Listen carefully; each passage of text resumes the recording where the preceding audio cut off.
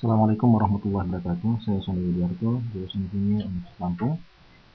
Video ini merupakan bagian ketiga dari bab 4 dari buku Kimia Dasar.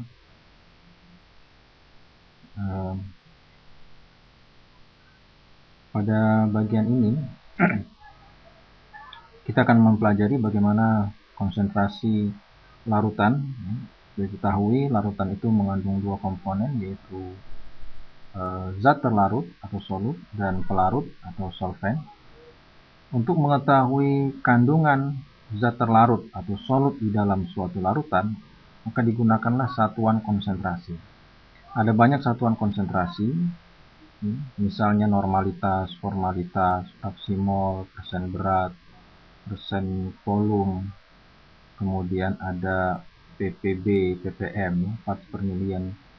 Tetapi yang paling banyak digunakan yaitu konsentrasi larutan berbasis konsep mol. Dalam hal ini yaitu mol solut di dalam liter larutan yang disebut dengan molar. Ini konsep molaritas atau konsentrasi molar. Ini adalah banyaknya mol zat terlarut atau solut di dalam 1 liter solution, 1 liter larutan. Larutan adalah pelarut ditambah dengan zat terlarut. Nah, misalnya kita akan menghitung ya. Anda diminta untuk membuat larutan kalium iodida 2,80 molar. Volume larutannya 500 ml. Berapa berat serbuk atau padatan Ki yang harus ditimbang untuk membuat larutan tersebut? Dalam hal ini informasi yang diperoleh adalah banyaknya atau volume dari Ki. Dari volume Ki itu kita bisa merubah menjadi bentuk mol Ki. Banyaknya mol, dan dari mol kita rubah dalam menjadi gram. Ya. Jadi untuk sebanyak 500 ml larutan Ki, ya, kita rubah dulu menjadi liter karena satuan molar adalah mol per liter. Kemudian kita kalikan dengan molaritasnya untuk menghasilkan mol, banyaknya mol. Kemudian mol itu kita rubah menjadi gram dengan mengalikan dengan mr dari Ki. Jadi kita akan peroleh ya, sebanyak 232 gram Ki harus ditimbang untuk menghasilkan larutan 2,8 molar sebanyak 500 ml. Kita lihat satuannya ya, ini saling meniadakan, liter, mol, sehingga hasil akhirnya adalah gram. Oke, kita akan masuk kepada tahapan bagaimana tadi setelah kita melakukan perhitungan ya, kemudian kita membuat larutannya ya, dengan bantuan atau dengan peralatan labu volume ya. Labu volume itu adalah peralatan gelas ya, bentuknya labu dengan leher itu ada tanda atau marker ya, yang menunjukkan pada batas itu ya, berarti larutan tersebut atau cairan tersebut memiliki volume sebagaimana yang tertulis pada badan labu volume tersebut. Misalnya di situ tertulis 1 liter ya, maka kalau kita memasukkan larutan sebatas pada tanda, maka banyaknya larutan di situ adalah sebanyak 1 liter. Baik, tadi kita telah menghitung ya, sebanyak sekian gram Ki ya, untuk membuat larutan 500 ml, maka kita ambil labu volume ukuran 500 ml, kemudian kita masukkan Ki ke dalamnya ya, kemudian kita tambahkan dengan aquades ya, dengan air murni ya.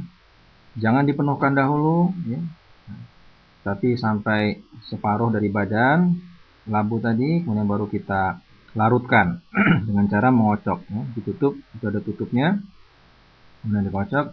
Kemudian setelah larut semuanya baru kemudian ditambahkan sampai dengan batas ya, di situ. Nah, Setelah misalnya kita sudah mendapatkan larutan induk ya atau stock solution, kita dapat membuat larutan dengan konsentrasi yang lebih encer. Caranya dengan mengencerkan. Ya, pengenceran itu adalah prosedur penyiapan larutan dari larutan yang lebih pekat. Di dalam pengenceran itu banyaknya mol zat terlarut itu tetap, ya.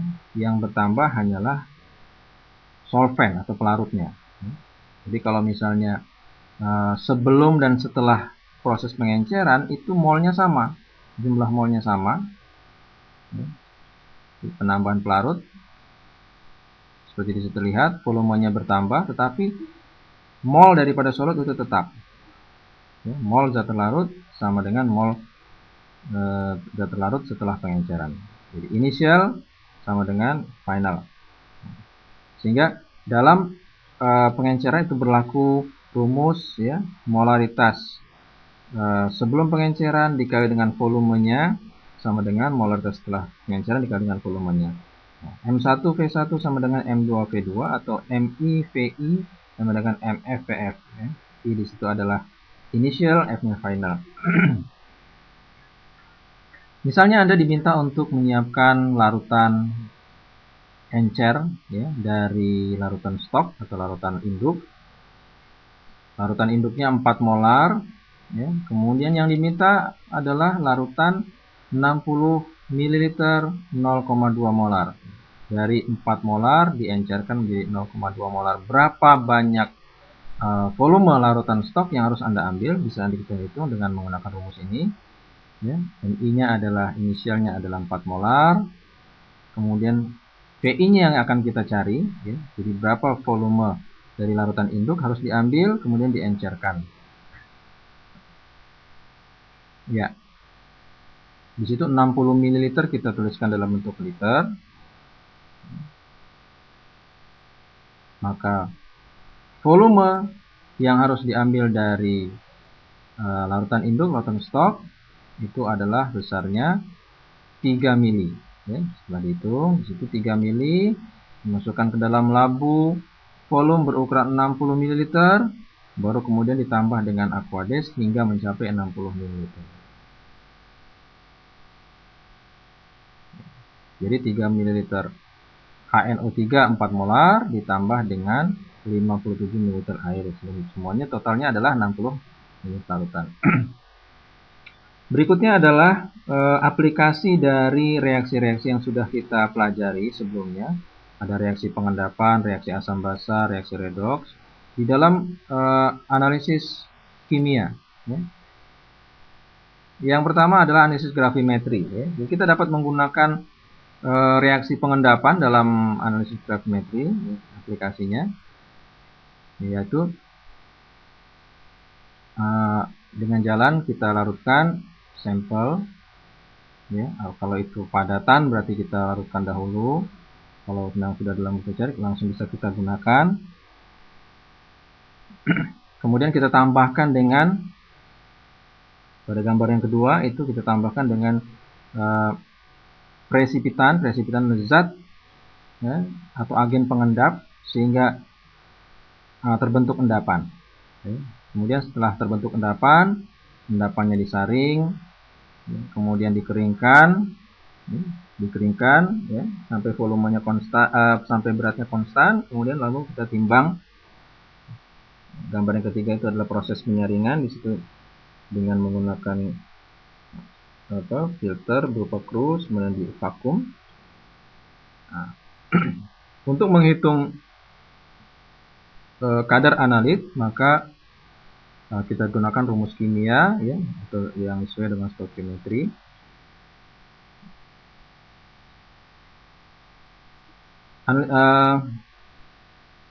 Aplikasi yang lain adalah titrasi. Ya. Titrasi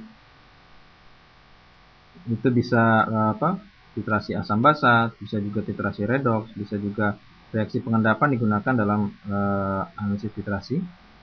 Ya, dalam percobaan titrasi itu suatu larutan yang konsentrasinya diketahui secara pasti yang disebut dengan larutan standar itu ditambahkan secara bertahap-tahap, bertetes-tetes ke dalam larutan lain yang konsentrasinya tidak diketahui hingga terjadi kesempurnaan reaksi yang ditandai dengan perubahan dari warna.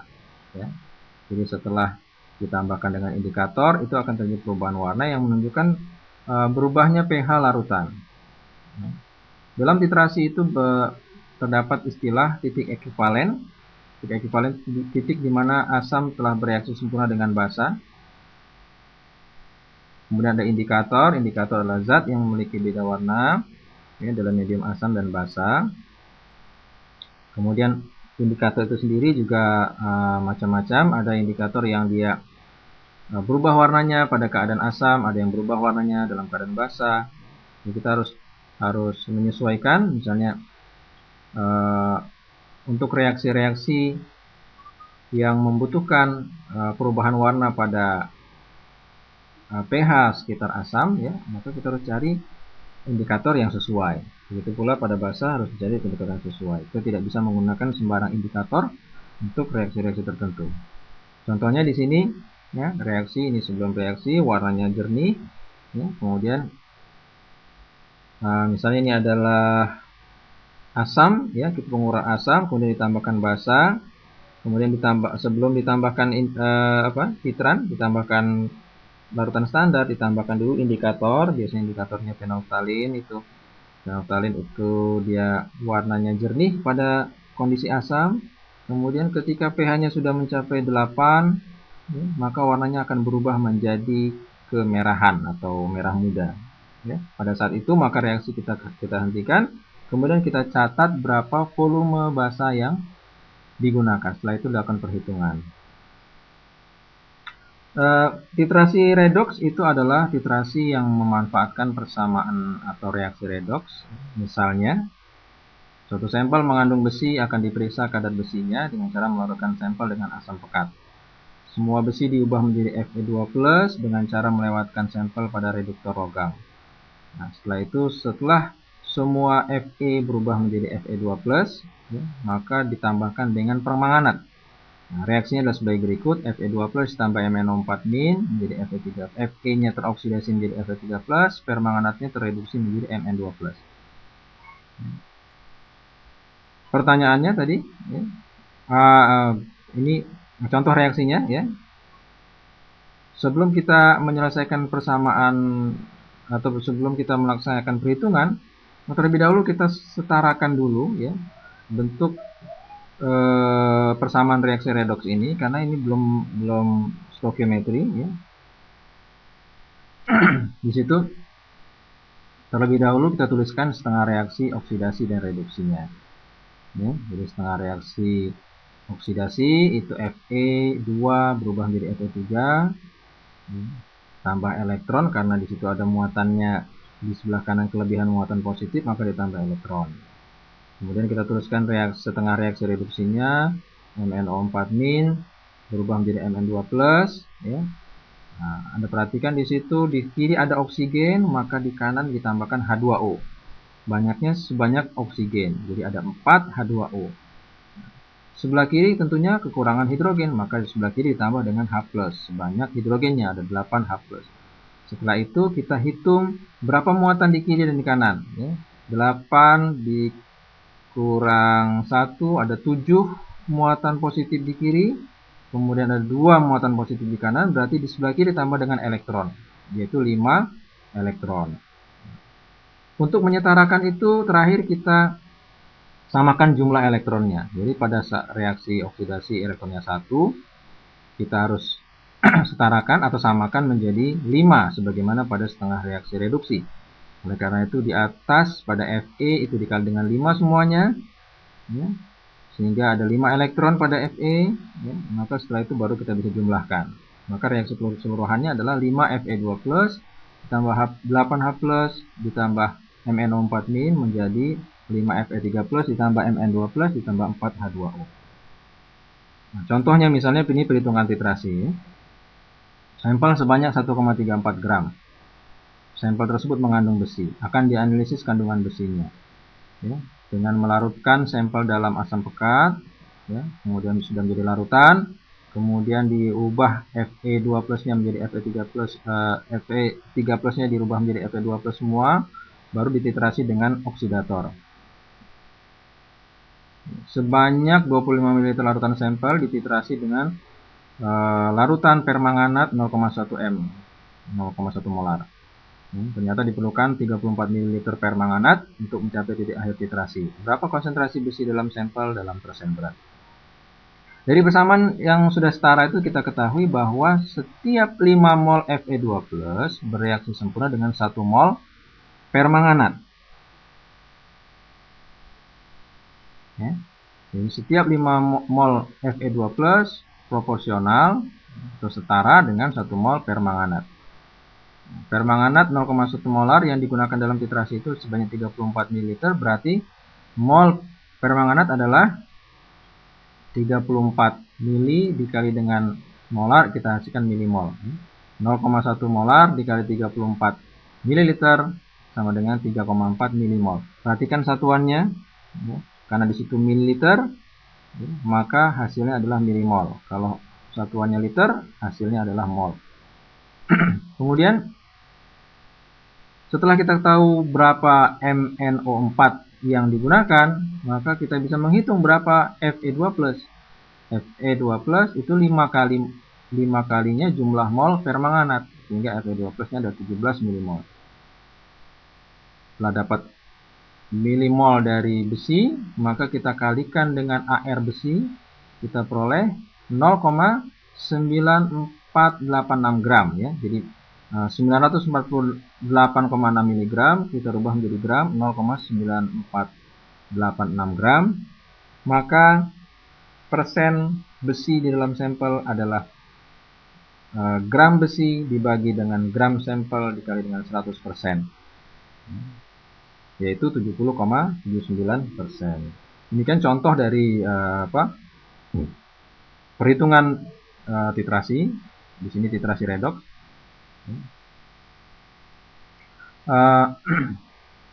Contoh soal yang lain ya, berapa volume dari 1,42 molar larutan NaOH dibutuhkan untuk mentitrasi 25 ml 4,5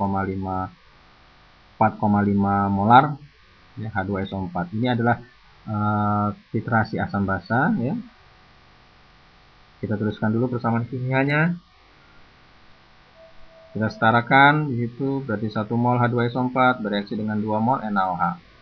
Nah, kemudian dari perhitungan itu kita bisa rubah dari volume asam, kita rubah menjadi mol asam, kita rubah menjadi mol basa, kita rubah menjadi volume basa. Ya. Tadi ada 25 ml H2SO4. Ini adalah untuk dirubah menjadi mol, maka dikalikan dengan 4,5. Dalam setiap 1 liter larutan atau 1000 ml larutan itu ada 4,5 mol H2SO4. Jadi dalam 25 ml H2SO4 kita bisa tahu berapa mol H2SO4. Kemudian mol H2SO4 kita rubah menjadi mol NaOH.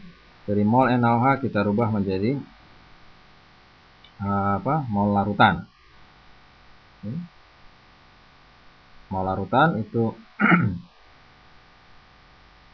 karena NaOH-nya adalah 1,42 molar ya, berarti dalam 1000 ml larutan NaOH ya, itu terdapat 1,42 mol NaOH.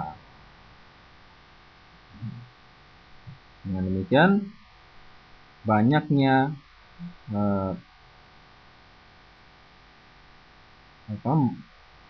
volume dari NaOH adalah 158 ml. Ya, di sini satuannya saling menghilangkan. Terakhir adalah mililiter larutan NaOH.